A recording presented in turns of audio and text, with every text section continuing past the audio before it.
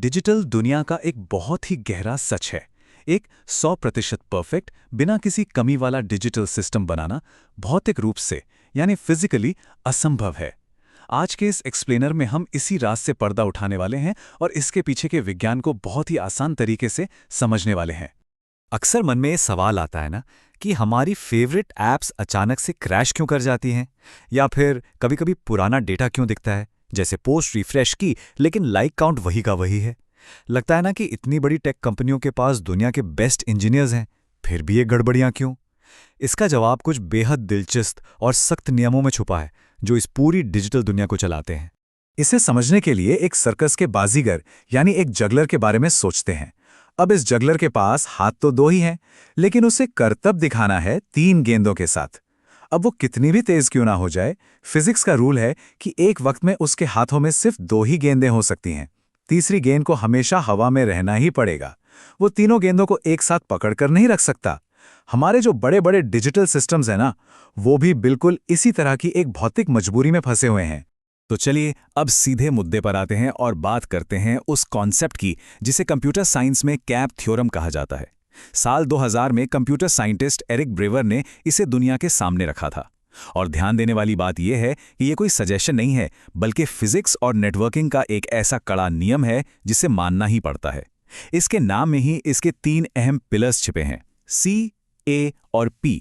इसे एक बहुत ही आसान असल जिंदगी के उदाहरण से समझते हैं। मान लेते हैं कि एक बैंक की पूरे देश में कई अलग अलग शाखाएं हैं। कैप में सी का मतलब है कंसिस्टेंसी। इसका सीधा सा मतलब ये हुआ कि अगर कोई मुंबई ब्रांच में अपना अकाउंट बैलेंस चेक करे या फिर दिल्ली में, हर जगह ठीक उसी सेकंड बिल्कुल एक जैसा बैलेंस दिखना चाहिए। कोई अंतर नहीं, कोई डिले नहीं। डेटा हर जगह एकदम सटीक और सेम होना चाहिए। अब आते हैं ए पर, यानी अवेलेबिलिटी। इसका काम ये पक्का करना है कि बैंक की हर एक ब्रांच ग्राहकों के लिए हमेशा खुली रहे, उनके दरवाजे कभी बंद ही ना हो। मतलब जब भी कोई रिक्वेस्ट आए, सिस्टम हमेशा जवाब दे, वो कभी भी सिस्टम डाउन वाला मैसेज ना दिखाए। और आखिरी है पी, यानी पार्टीशन टॉलरेंस। अब जरा एक सिचुएशन इमेजिन कीजिए। अचानक किसी वजह से मुंबई और दिल्ली के ब्रांच के बीच की इंटरनेट लाइन ही कट जाए, उनका आपस में संपर्क टूट गया। पार्टीशन टॉलरेंस का मतलब है कि इस नेटवर्क फेलियर के बावजूद दोनों ब्रांचेस अपने अपने लेवल पर लोकली काम करती रहेंगी। पूरा का पूरा बैंक सिस्टम ठप नहीं होगा। तो सबसे क्रूशियल पॉइंट यह है कि कोई भी सिस्टम बनाने वाले आर्किटेक्ट को इस कैप ट्रायंगल के रूल्स मानने ही पड़ते हैं। और रूल यह है कि कोई भी नेटवर्क सिस्टम एक ही समय में इन तीनों यानी कंसिस्टेंसी, अवेलेबिलिटी और पार्टीशन टॉलरेंस की 100% गारंटी दे ही नहीं सकता। सिर्फ किन्हीं 2 को ही एक बार में चुना जा सकता है, बिल्कुल उसी जगलर की तरह जिसके पास गेंदें तो 3 हैं लेकिन हाथ में सिर्फ 2 आ सकती हैं। लेकिन रियल वर्ल्ड इंजीनियरिंग में ये चुनाव इतना सीधा साधा नहीं होता। सच तो ये है कि नेटवर्क हमेशा फेल होंगे ही होंगे। कभी समुद्र के नीचे की केबल कट जाएगी, कभी पावर कट हो जाएगा या राउटर खराब हो जाएगा। मतलब कम्युनिकेशन टूटना या पार्टीशन होना लगभग तय है। इसलिए पी यानी पार्टीशन टॉलरेंस ये तो कोई चॉइस है ही नहीं, ये एक मजबूरी है। इसे तो सिस्टम में हमेशा रखना ही पड़ेगा। तो अब सवाल उठता है कि जब नेटवर्क का टूटना तय है तो सिस्टम के पास फेलियर के समय बचते हैं सिर्फ 2 रास्ते। या तो वो कंसिस्टेंसी को चुने, मतलब गलत डेटा देने से बचने के लिए तुरंत अपने दरवाजे बंद कर ले और काम रोक दे, या फिर वो अवेलेबिलिटी को चुने, मतलब दरवाजे खुले रखें, काम चालू रखें, भले ही उससे पुराना या आउटडेटेड डेटा ही क्यों ना दिखाना पड़े। तो चलिए पहले रास्ते की बात करते हैं। सेक्शन 1, कंसिस्टेंसी ओवर अवेलेबिलिटी यानी सीपी सिस्टम्स। ये वो सिस्टम्स हैं जो भारी दबाव में भी सटीकता को ही सबसे ऊपर रखते हैं। एक सीपी सिस्टम संकट के समय बर्ताव कैसे करता है? मान लीजिए नेटवर्क टूट गया। ऐसे में बैंक की वो ब्रांच ट्रांजैक्शन करना तुरंत रोक देगी। वो रिक्वेस्ट को रिजेक्ट कर देगी और सीधा एरर मैसेज दिखा देगी। क्यों? ताकि कोई एक ही पैसे को 2 बार खर्च न कर ले, या फिर ऑनलाइन फ्लाइट बुकिंग में एक ही सीट 2 लोगों को ना बुक हो जाए। यहां सिस्टम का बंद हो जाना तो मंजूर है, लेकिन डेटा में 1 पैसे की भी गड़बड़ बिल्कुल भी मंजूर नहीं है। अब आते हैं दूसरे रास्ते पर, सेक्शन 2, अवेलेबिलिटी ओवर कंसिस्टेंसी यानी एपी सिस्टम्स।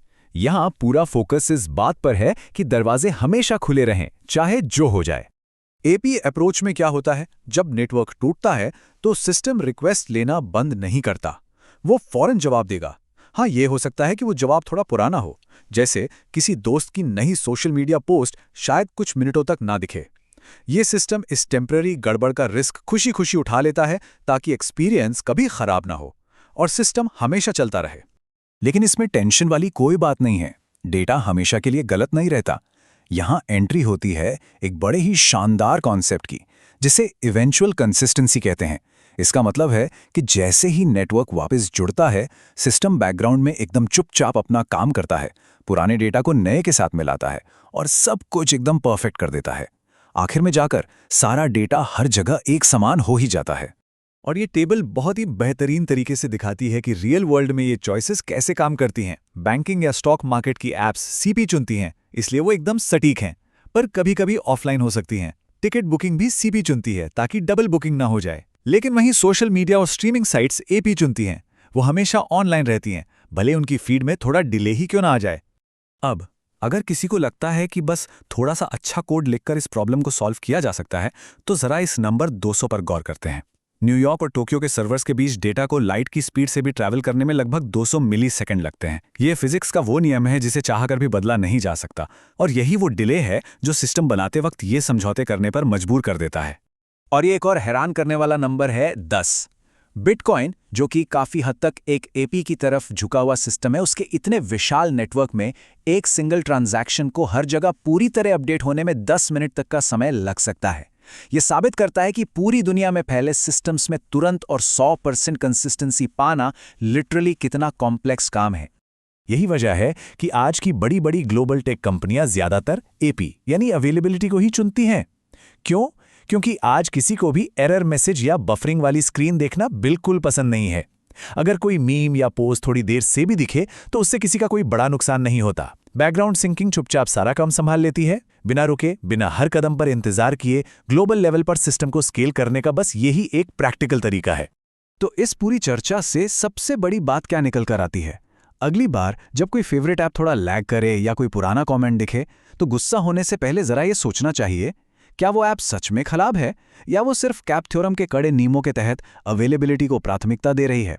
असल में हमारी रोजमर्रा की ये छोटी मोटी डिजिटल परेशानियां कोई खराबी नहीं है, बल्कि ये जानबूझकर किए गए शानदार इंजीनियरिंग फैसले हैं जो इस दुनिया को बिना रुके कनेक्टेड रखते हैं।